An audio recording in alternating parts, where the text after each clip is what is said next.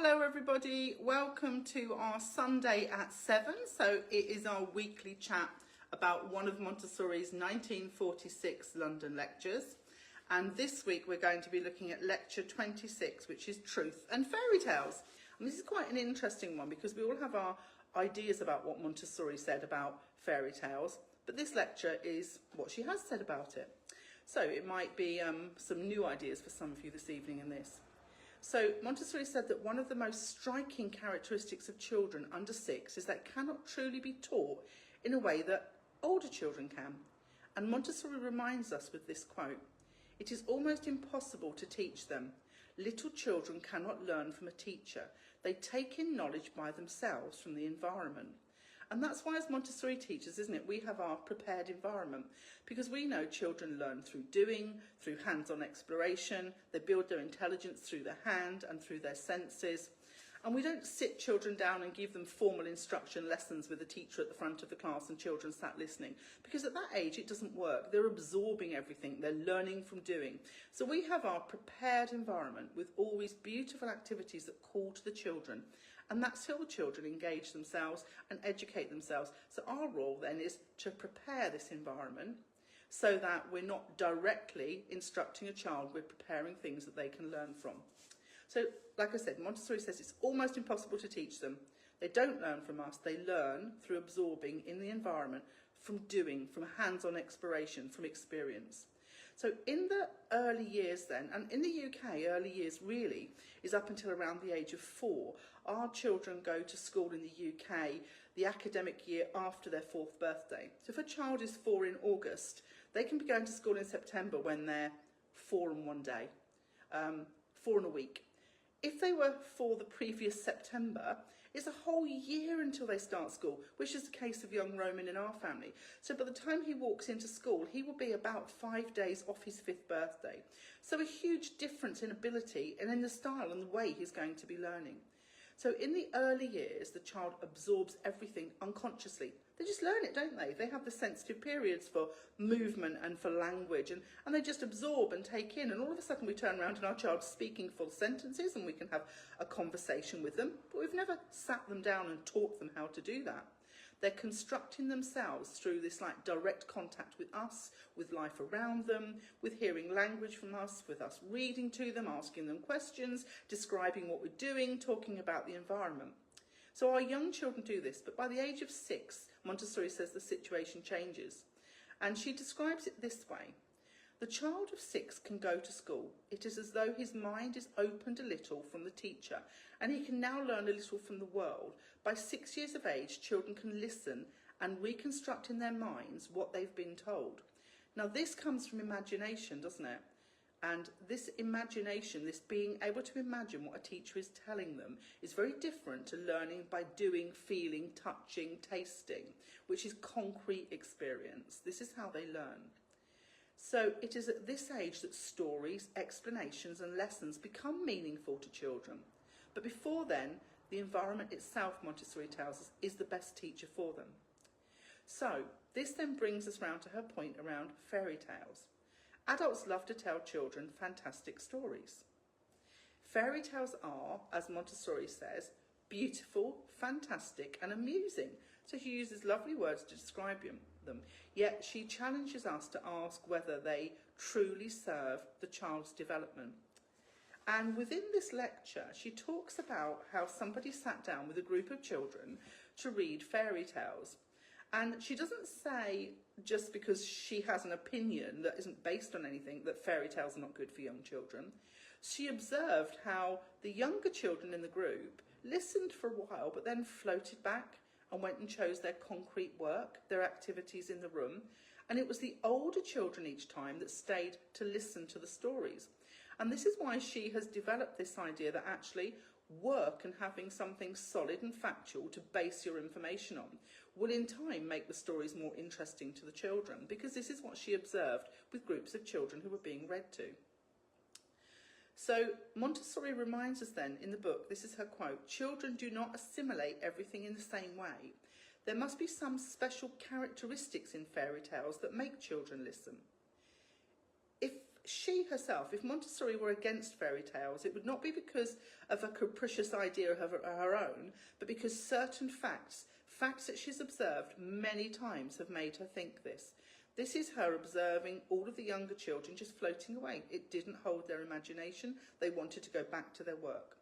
So she, in this lecture then, she recounts these observations, and it really revealed something to her, and she was really surprised to see this, that the children actually then became more engrossed in their real purposeful activity.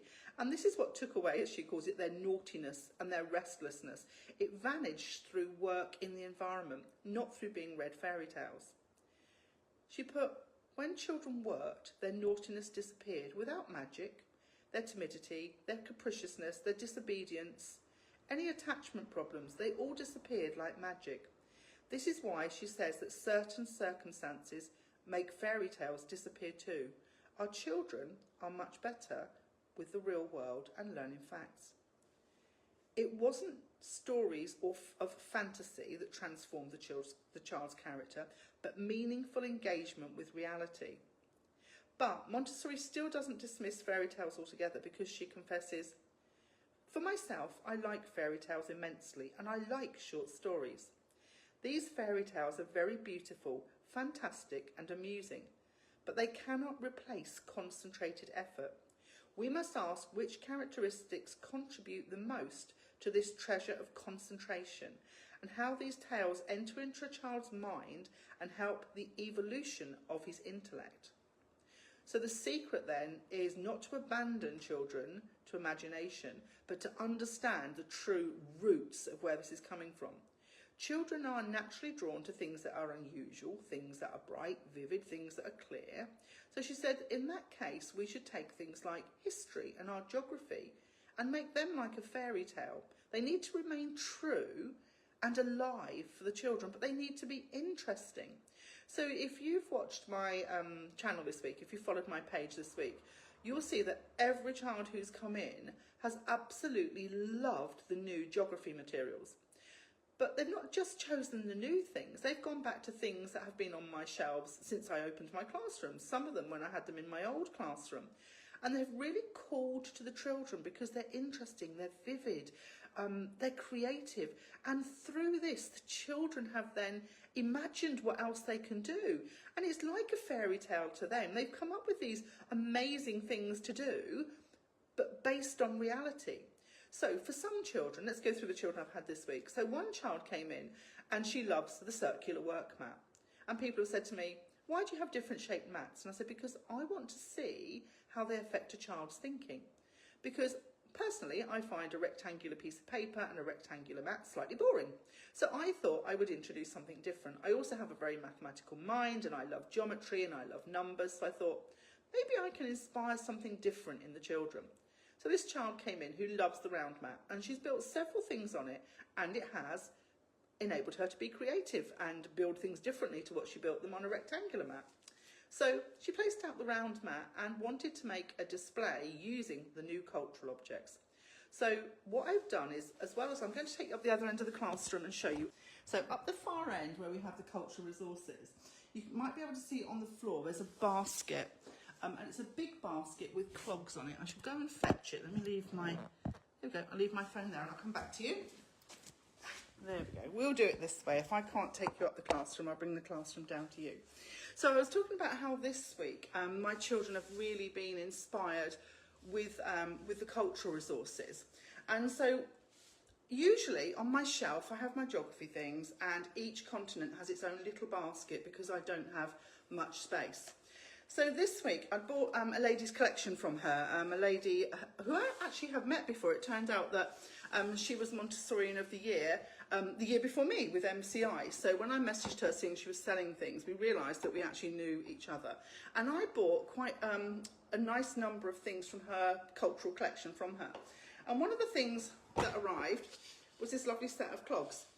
So I put them on top of a new cultural basket. So this is objects from all around the world because they're too big to go in my little baskets. So I've added this basket to the classroom. So just a plain little box that says, brown paper packages tied up with string type thing, what can be in here? So this caused the children to be curious. So I added different mats, such as my lovely long rectangular mat. So I like this one for things like 3-part cards, because we can lay them out all in a straight line. And I popped the clogs neatly on top, because I knew they would cause curiosity. And the children that have come in have worn them, and they've actually worn them for the whole lesson, which has been lovely as well. And through this then, which is factual information, the children have actually created their own stories, their own way of thinking. They've extended the work with the maps, they've extended the work with animals. It's then brought in things like the landforms and them telling stories about the animals, but actually bringing the facts in. So the bear lives on the Cape. Is there a cape in North America? What is it called? So telling their own stories with the resources, but actually bringing the facts in as well.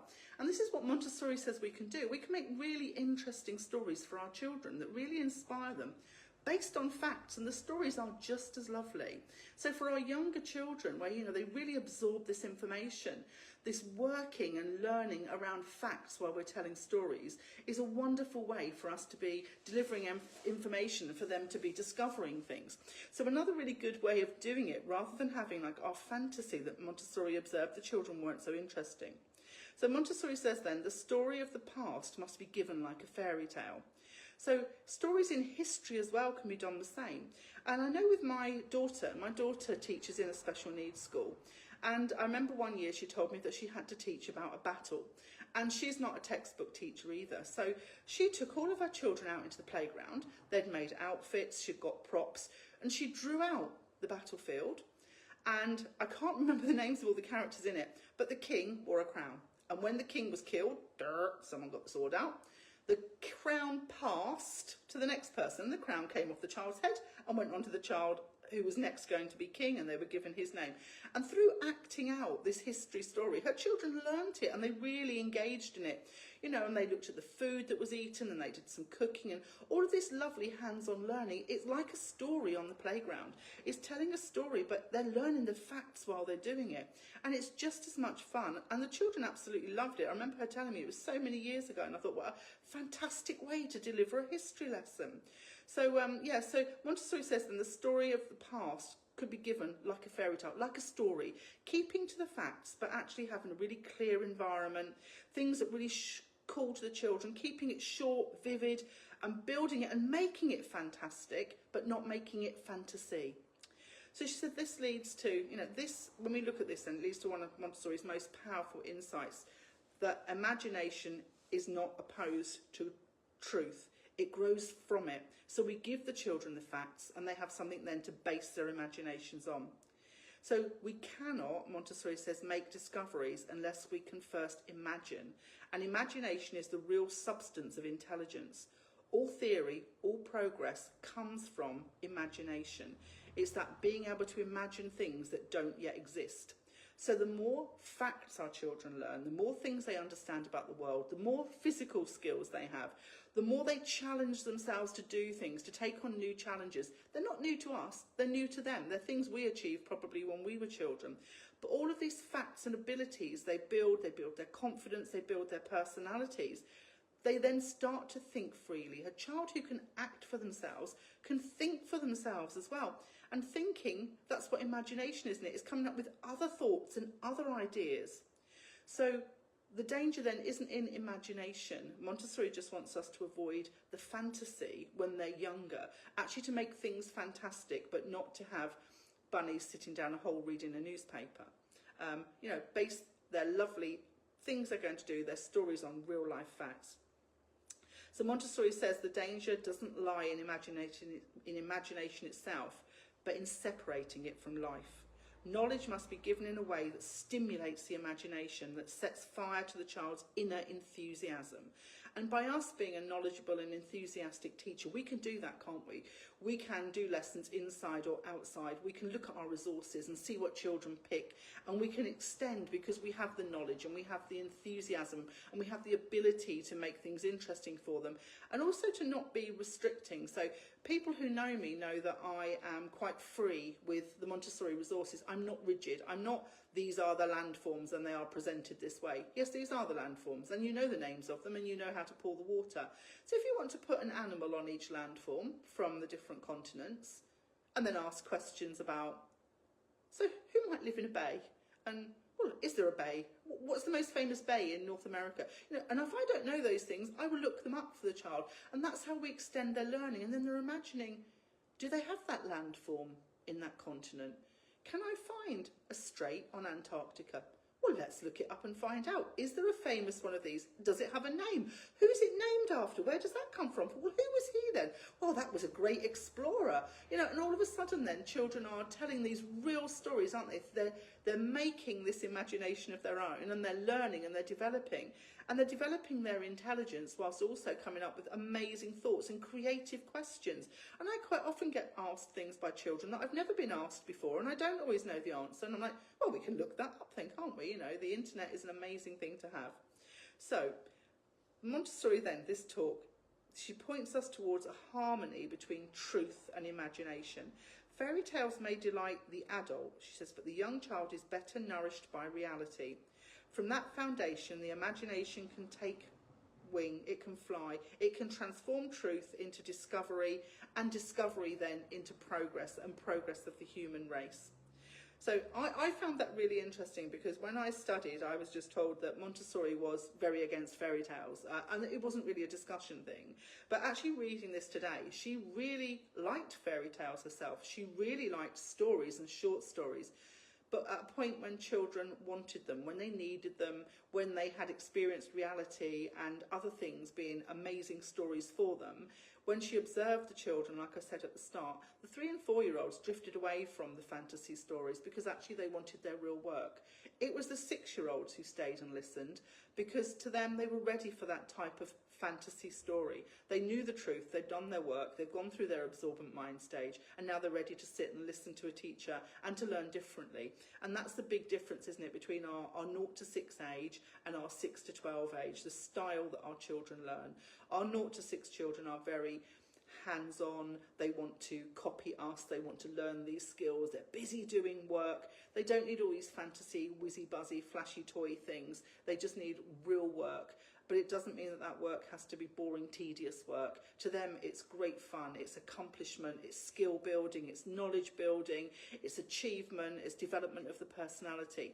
And that's what we have to remember with these young children that are around us, we can still be amazingly interesting. When I look around my room and I just think, oh my goodness, I walk in here and I could probably keep myself busy for a year.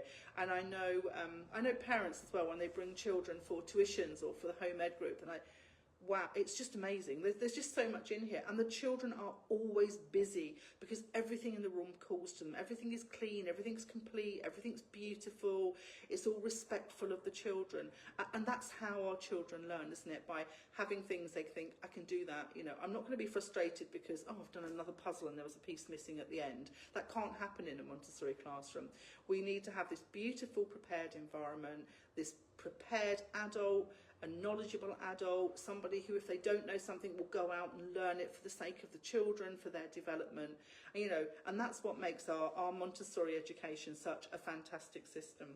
So then, it was a really short lecture tonight, actually. I think there's only 5 or 6 pages in the book on truth and fairy tales. So for me, I absolutely love it. I love the truth. I love watching children develop their skills. I love watching their imaginations develop where they want to take them.